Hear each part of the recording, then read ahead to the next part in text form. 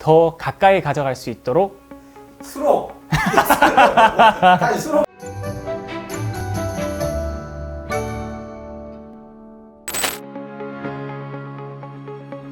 포커스, 피사계 심도, AF, MF 카메라를 다루면서 많이 듣게 되는 용어입니다. 피사계 심도란 촬영한 이미지에서 초점이 맞는 구간을 뜻합니다.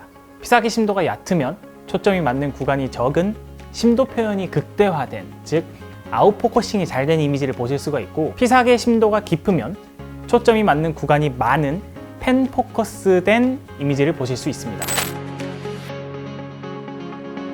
아웃포커싱을 하는 이유, 아웃포커싱, 얕은 피사계 심도입니다. 많은 사람들이 아웃포커싱된 영상 혹은 사진을 보고 잘 찍었다, 멋있다 등의 이야기를 하기도 하고, 직접 촬영할 때도 아웃포커싱을 추구를 합니다.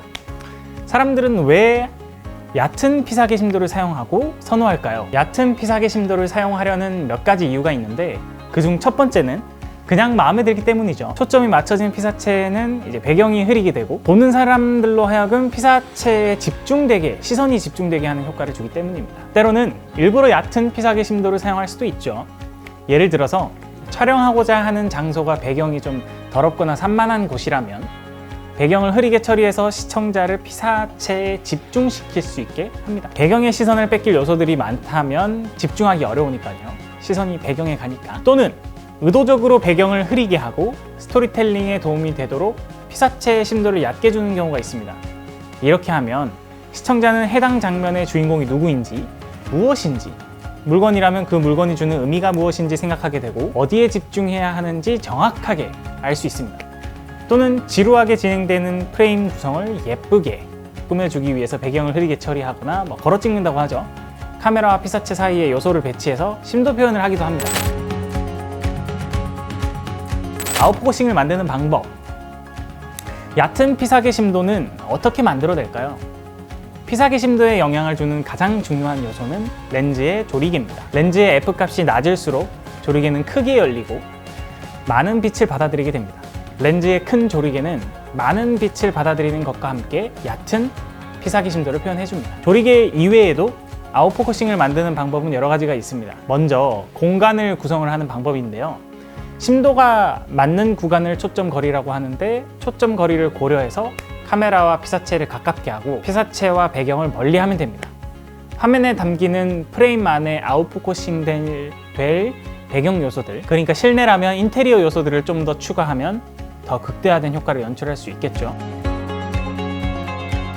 또 다른 방법으로는 망원 구간의 렌즈, 그러니까 줌이 많이 되는 렌즈가 더 얕은 피사계 심도를 표현하는 것처럼 보이기도 합니다. 망원 구간일수록 화면이 더 확대되는 효과가 있고, 더 가까이 가져갈수록 피사계 심도가 얕아지는 것처럼 보이는 겁니다. 아웃포커싱 된 부분도 함께 확대가 돼서 표준 광각 구간의 렌즈들보다 더 흐리게 보이는 효과를 보여주는 겁니다. 마지막으로 카메라의 센서가 클수록 촬영하려는 화면을 채우기 위해 피사체에 더 가까이 이동해야 합니다. 아까 말씀드렸죠.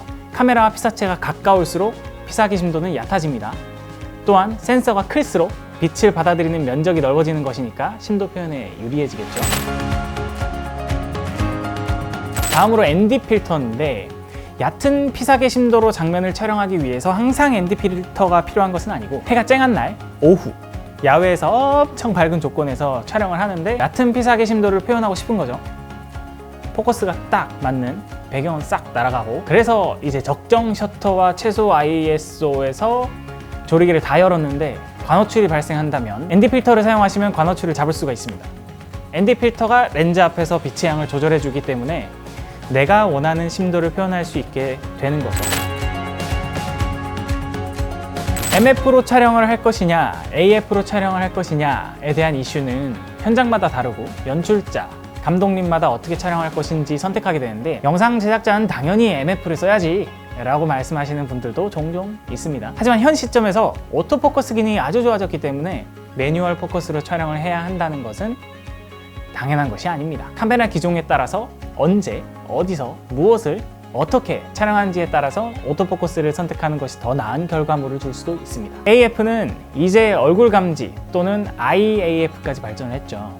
심지어 사람이 아니라 동물까지도 잡아요. 카메라가 인물의 얼굴이나 눈을 감지하고 초점을 맞추는 거죠. 혼자 촬영하는 유튜버나 블로거, 인물을 주로 촬영하는 인터뷰 또는 어떤 상황이 펼쳐질지 모르는 다큐멘터리의 경우에는 이 모드를 잘 활용하시면 좋죠. 또한 빠르게 움직이는 피사체를 촬영할 때는 매뉴얼 포커스로 진행하기는 많이 어렵겠죠.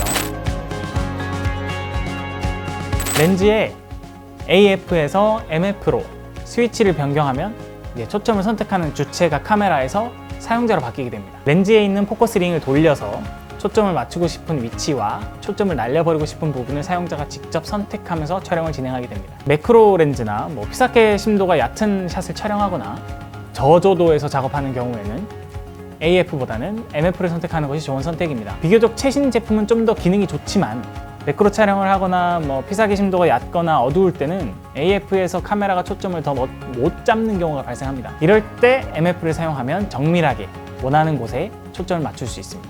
우리가 원하는 곳에. MF로 촬영을 진행하게 되면 구형 카메라를 사용하듯이 사용자가 직접 눈으로 초점을 맞추게 됩니다. 이때 카메라에 기본 장착된 모니터는 가끔 이게 초점이 맞는 건지 아닌 건지 헷갈릴 때가 있어요. 그래서 외부 모니터를 사용하시는 것을 추천드립니다. 혹은 제가 사용법을 정리해서 올린 적이 있는 이제 피킹 기능을 통해서 초점을 맞는 구간을 확인하시는 방법도 있습니다.